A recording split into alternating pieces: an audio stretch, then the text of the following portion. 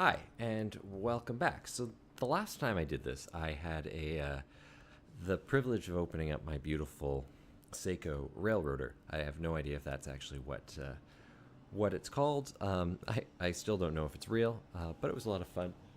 Let me show you what that looked like. And there it is. I actually thought that wasn't the worst deal. I spent 50 bucks on that.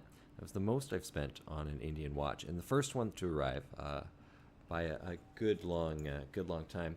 And I'm just waiting. I've ordered a new bracelet for it, and I'm gonna give it a shot and see how it wears. And if anybody's interested, I might do a follow up on that. But if you remember the original story from the last video, I'd ordered 5 watches, some as cheap as $15. I think 4 of them fell from 15 bucks to 25 bucks, and that's with shipping. These were dirt cheap, dirt cheap. And then the one that I showed you, which was $50. So I received another one of these, and here we go. So this is the package it comes in, and just to show that the quality of this, check out this, just a ton of stamps. Yeah, I don't know if this is the cheaper way of shipping things in India. These took, I don't know if this took more than 2 months to arrive. It took forever. It was probably longer than the stated timing was, and maybe I could have got my refund, but I was really looking forward to seeing what I'd get. So I'm just gonna get my trusty Leatherman out. I don't know if I have scissors on this. Maybe that's a better way to go. Get these scissors going, and let's see what we got. So let's see. Now, if you remember, the last one just smelled terrible, like really, really bad. So we'll see what happened with this one. I put this, I put it in my fridge, believe it or not, for a while, just because I wasn't going to get to it right away, and if it did start sinking, I didn't want it polluting my house. That might just be the dumbest thing you've ever heard. But that was my logic. I was traveling a little bit, so I thought, oh, I'll stick it in the fridge, I don't have to worry. So let's have a look. This box is falling apart in my hand. It's it's turning to powder in my hand. I just want to make sure that's all captured on video. So again, it says this product has been quality tested by experts. So if by any chance there's any issues with it, then please give us a chance to address the issue. Please don't open return request. And please don't leave any negative or neutral feedback. Interesting. So, and immediately I'm regretting my choice of the scissors. I am going to go back to the brutally sharp knife and start hacking away. Come on. There we go. So, here we go.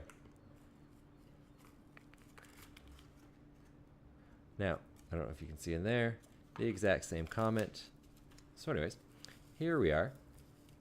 And this is the watch. Now, these watch straps looked really terrible on the web, and I don't know what to think of them. They don't feel quality. They don't actually feel as bad as they looked. On the web, they looked appallingly bad. I don't know if I would ever wear it, but actually, it's not as bad as it looked on the web. So that is a good thing going for it. Here we go. So, opening this thing up.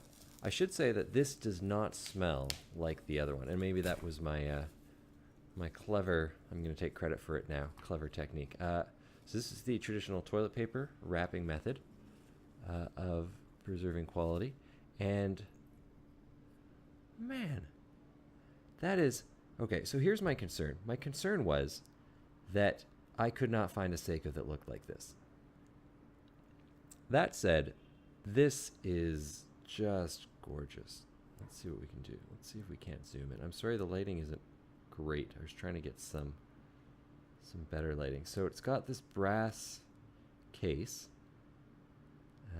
There's the watch. The face is all applied.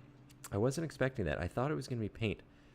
It's actually stunning. I have no other way of describing this. It's really, really nice. Look at that. And it's just ticking away within seconds. Now, hopefully you were watching closer than I was. I didn't see if it was ticking right away. So the only thing I can think is we have to open it up.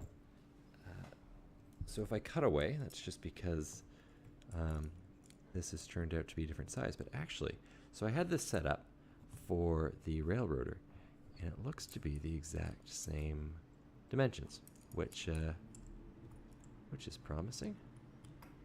Here we go. Oh, sorry, just gonna grab this this tool, and there we go. There is another.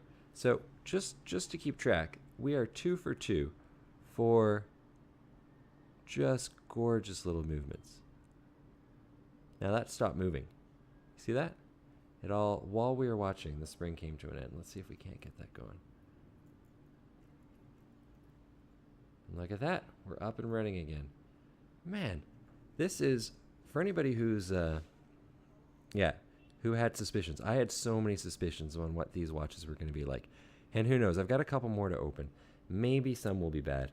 I'm actually really hoping some will be bad because, man, this is just, that is the, I don't know what you say, the bee's knees. That is just fantastic. It's gorgeous. It's got those applied markings. I have no idea if Seiko actually made this, but, you know, God bless these people for making something absolutely spectacular. Hopefully it runs, and hopefully I can get it running. Let's give it the old Seiko shake. Let's have a look, see if that's up and running again. There she goes. Anyways, I don't actually have anything else to say about this. Obviously, I'm going to have to deal with the band. The band is just a brutally awful thing. Maybe this goes to the fiance. Maybe she'll want this. She likes gold. I mean the color, not not cash money or nothing like that. But yeah, there it is. I really have nothing else to say. I think it speaks for itself. It is just a pretty stunning little Seiko. No idea if it's real, but really, I don't know what I spent for this. 20 bucks? Who cares? Who cares? This is a total treat. Well, thanks for joining me on this this unboxing, guys, and take care. So I may have jumped the gun ever so slightly, or maybe quickly. So I've got here the brass blue-faced watch, and almost immediately I started noticing issues. I've got here the railroader to compare it against, and I'll just kind of walk you through a few of the things that I noticed. Now the most obvious one, the one that struck me first, was if you remember in the original video, or at least a couple minutes ago, I was showing you how immaculate this looked. And all of a sudden, this gear started ticking away, and it went from being totally clean to covered in this black gunk. I don't know if you can see it. I can't tell if it's rutting, if it's corrosion, or if it's maybe some dried oil or something like that. I've scratched it. It doesn't seem to want to come off. I tried dabbing a little rubbing alcohol on it on the off chance. I even used paint thinner. None of those seem to do anything. So I stopped touching it in the hopes that I didn't want to ruin this thing any more than it already is, and hopefully it'll continue to tell the time, which I guess is the real goal here. So I'm just going to show you this rotor. So you see this rotor here. It's blank, and it's different than the other one. So the railroader, the more expensive watch, has Seiko engraved right on that rotor. And I'm not sure if there's a reason for that. My assumption is, if they were doing some restoration on this watch, reconditioning it, maybe they just bought a new rotor. Maybe the last one was rusted and they cost pennies. I'm not sure, but I just thought I'd flag that. Now, the second thing I'm going to show is, if you look at the text there, the railroader says 21 joules, while the blue brass watch says 17. So I thought that was interesting. Next up, I'm just going to flip these over on their face. Now, I don't have a name yet for the blue watch, but I think it needs something. Yeah, let me know if you have a good name. I do like Railroader. I thought that's a solid one. So anyways, this this here, I'm just going to get that into focus. And I didn't notice this at the beginning, and I don't know why. It's pretty obvious. It's right there. You see the day and the date. They're not aligned. Um, it's disappointing. It's actually quite obvious. It looks like it's broken, or it's not in great condition. Uh, yeah, it's not fatal. I still need to know whether this watch keeps time, which should be probably the bigger factor. But if you compare the railroader, look at that. That is perfect. Uh, so once again, explaining perhaps what the massive price differential of these two watches was. Now, I'm just going to.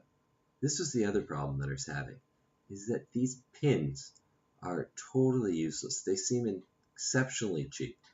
Normally you get the pins and they have those little buckles at different lengths, so you can kind of get some grip.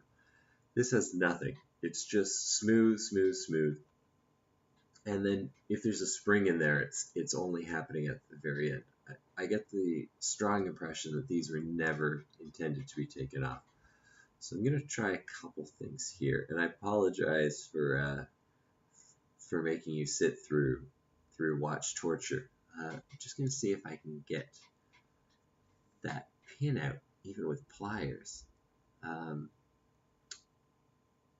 No, that doesn't seem to want to cooperate. So let's just cut into this and see what happens. I'm sorry, obviously,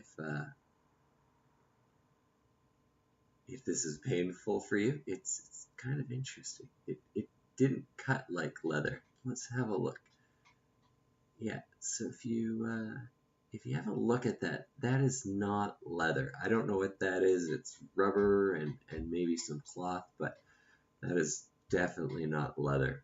And I still got this pin in here, so maybe we're just gonna give it the old twist and try not to break everything. There we go.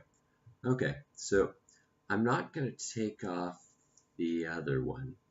I'm going to take a little more time. I don't want to unduly scratch this, but I just thought I'd show you those few faults that I noticed. It's still an interesting watch. I'm very excited to put a new strap on it, maybe a blue leather one, and I'll let you know how it goes. But yeah, now you know it's not perfect. It turns out you don't get everything for $20. Thanks for watching.